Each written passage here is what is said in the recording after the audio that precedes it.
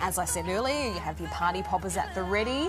The city is looking fantastic. So many family-friendly sites there with all of their happy faces looking excited and ready to ring in 2013. And you know what? It's really nice when you look at those live sites. This is something new that the council decided to do this year. They've never done it before. The idea was to move the crowds away and give them something more engaging to do wherever they happen to be watching the fireworks. So they've got the concerts on out there, and they'll have their own special treat after the fireworks are finished. We'll bring you to that.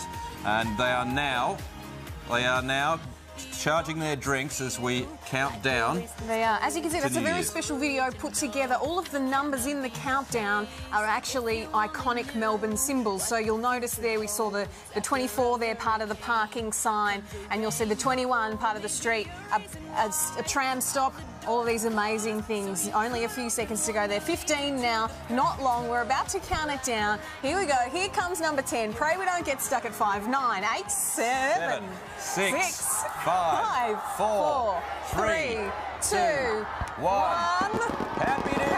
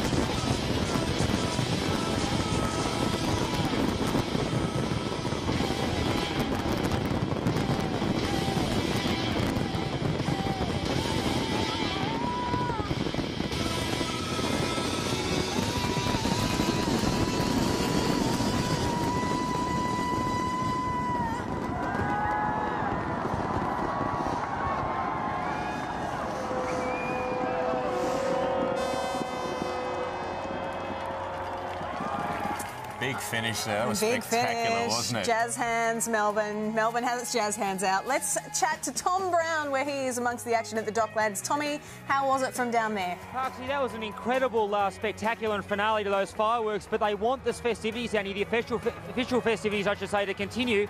And a giant mirror ball, New York style, is about to be dropped behind me. It's going to go up. There's pyrotechnics coming off at the DJs, mixing some tracks, and the festivities down here at Docklands